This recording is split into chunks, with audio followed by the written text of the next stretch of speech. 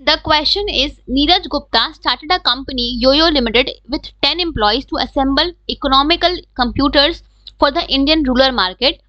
The company did very well in its initial years. As the product was good and marketed well, the demand went up. To increase the production, the company decided to recruit additional employees. Neeraj Gupta, who was earlier taking all decisions for the company, had to selectively disperse the authority. He believed that people are competent, capable, and resourceful and can assume the responsibility for the effective implementation of their decisions. This paid off, and the company was not only able to increase the production but also expanded its product range with different features. Identify the concept used by Neeraj Gupta through which he was able to steer his company to greater heights. तो यहाँ पे question में given है बच्चा कि जो नीरज गुप्ता है उन्होंने एक कंपनी स्टार्ट की जिसका नाम था योयो लिमिटेड, राइट, जहाँ पे 10 एम्प्लॉयज थे और उनका काम था कि वो आपके कंप्यूटर्स को असेंबल करते थे, राइट। तो यहाँ पे जो कंपनी है वो कंपनी आपकी स्टार्टिंग के ईयर्स में बहुत अच्छा कर रही थी। तो जैसे ही उनका जो प्रोडक्ट था वो मार्केट में अच्छा बिक रहा था, डिमांड अच्छी थी, डिमांड आपकी हाई हो रही थी, तो यहाँ पे अपने प्रोडक्शन को इंक्रीज करने के लिए कंपनी ने डिसाइड किया कि वो एडिशनल एम्प्लॉयज को रिक्रूट करेगी, ठीक है।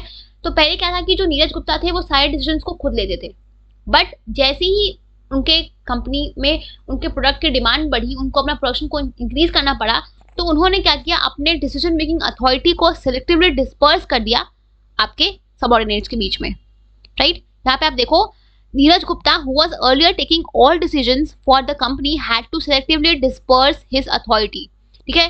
ही बिलीव दैट कि जो भी उनकी पीपल है, जो भी उनके एम्प्लॉयज हैं, वो आपके कॉम्पिटेंट है, कैपेबल है कि वो अपने रिस्पॉन्सिबिलिटीज को अज्यूम कर सकते हैं, ठीक है।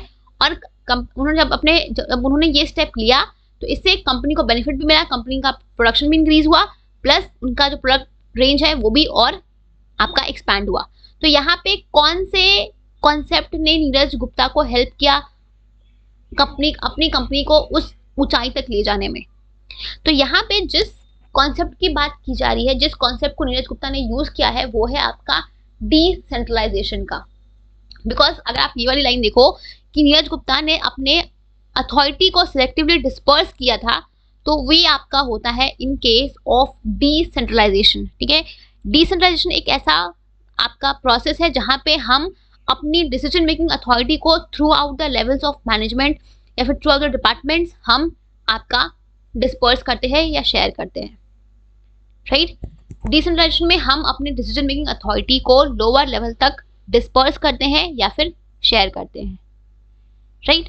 तो यहाँ पे because of this decentralization only Neeraj Gupta was able to steer his company to greater heights, right? So यहाँ पे the concept which he used is decentralization.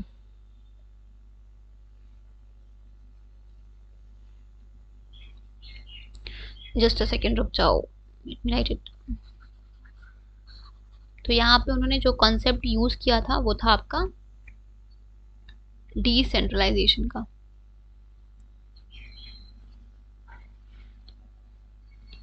ठीक है।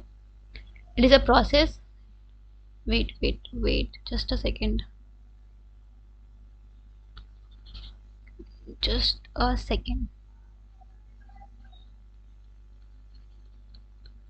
It is a process where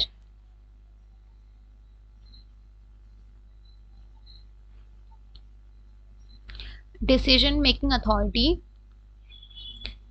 या फिर decision making power is shared at all levels of management या throughout the all levels of management.